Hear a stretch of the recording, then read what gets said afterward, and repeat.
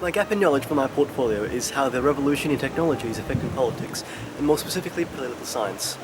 You may think that it's obvious how technology is changing politics, social media, live streaming and so on. But while it is obvious, there is a gap in the literature of the two fields, especially with regards to Australian politics. That is, it is clear that technology is changing politics, but people have different opinions as to how and to what extent.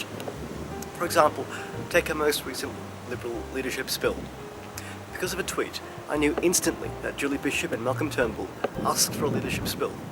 Thanks to live streaming, I watched Turnbull's media conference as it happened from the comfort of my own home in Perth, Western Australia. Thanks to messaging apps, I was kept up to date by a friend about the number crunching done by both sides. I knew instantly who won this spill, and I watched as Turnbull was sworn in by Peter Cosgrove next to the same vase of flowers I accidentally almost knocked over. I saw Abbott's last speech, live, from a cafe at UWA. I watched John Howard's press conference immediately afterwards, also live. And after that, I saw over the internet Question Time in Parliament with our new Prime Minister, again live on my computer. As a result, I knew exactly what was happening at all times.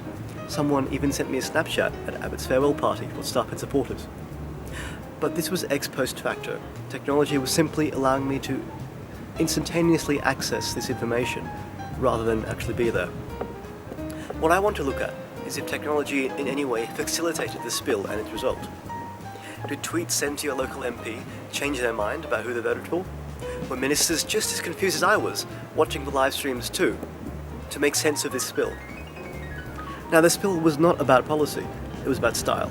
Turnbull has pledged to uphold Abbott's policies, but said Abbott was not good at communicating them. There must be an end, he said, to three-word slogans.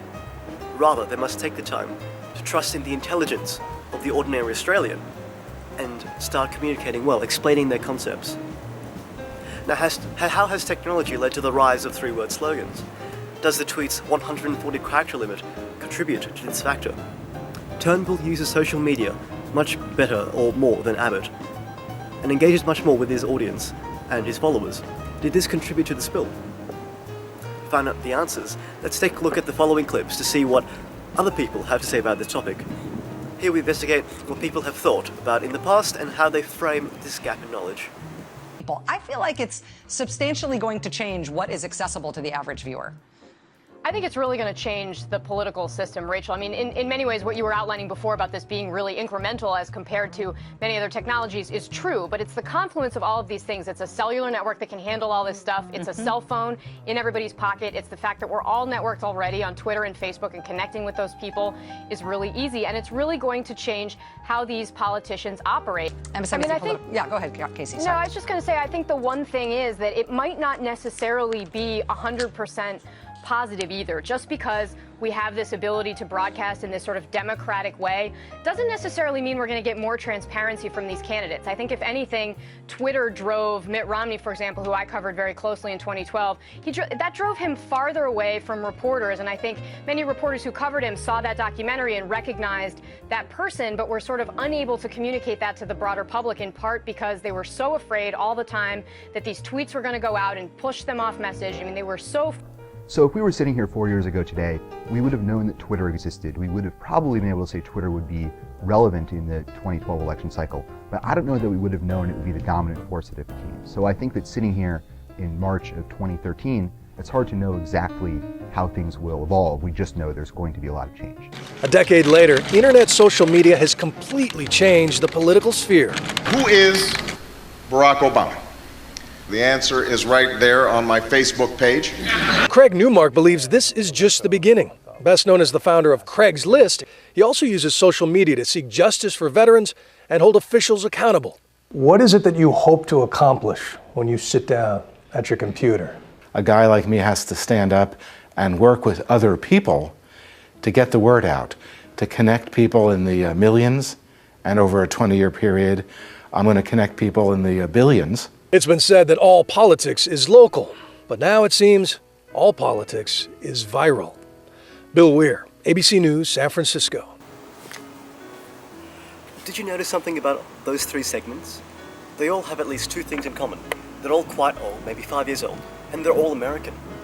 I found these clips with a simple Google search of my topic, but there have been no recent developments or non-American sources that I could find.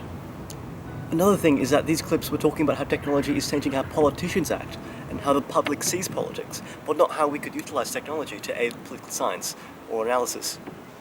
I think this spill revealed several things about Australian politics. The instant news cycle and live feeds are changing the face of politics in Australia. Twitter, which has been facilitating the rise of free-word 140-character slogans, has received a backlash in Australian politics in the eyes of the media and the public, as evidenced by Malcolm Turnbull. But most of all, I think it reveals a preconceived biases of the media and of the public, especially with regards to prime ministers. As soon as the media has the perception that, say, Rudd was a megalomaniac, or Gillard was a lying backstabber, or that Abbott was a out-of-touch, gaffe-prone, conservative, far-right winger, nothing they could do could change that perception. I think a major preconceived bias is not one that is formed many years ago and are out of date, like the old preconceived biases that many psychologists have written about. But it's rather preconceived biases which are formed relatively recently. How the media view politicians. Once a certain perception of a politician is settled upon by the media, it's extremely difficult to change that, as the media completely focuses their coverage on that particular aspect of the politician. And I think that sort of is a confirmation bias in itself, and that's detrimental to politics. The media focus solely on these bad aspects of prime ministers. When they try to reinvent themselves, the media ignores those attempts and just focuses on those aspects. And look at, for example, the real Julia Gillard. When she tried to reinvent herself, she was ridiculed for it. Another example is Abbott. He is not as right-wing as he appears, or as people believe, or as the media portrays him. This may be surprising, but he actually does believe in climate change. He just doesn't like the carbon tax. He believes in the direct action plan which the coalition supports and has implemented. Again, he doesn't oppose asylum seekers. In fact, he welcomes them.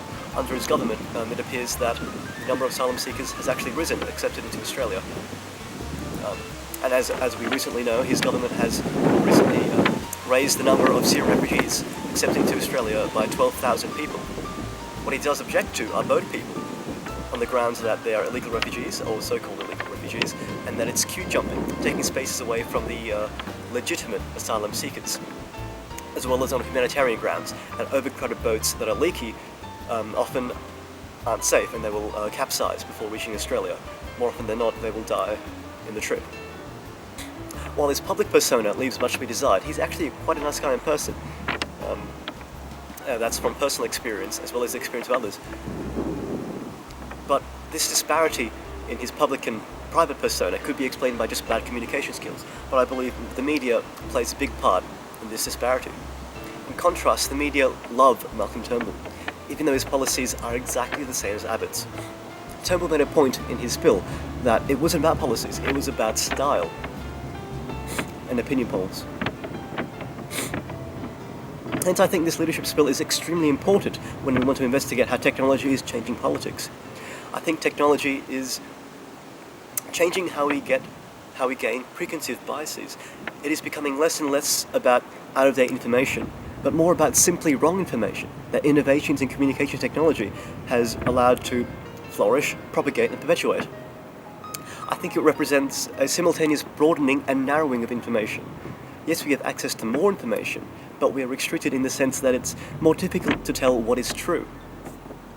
Screenshots and camera feeds used to be the gold standard in proof and evidence, but now they can be fabricated extremely easily with the right technology.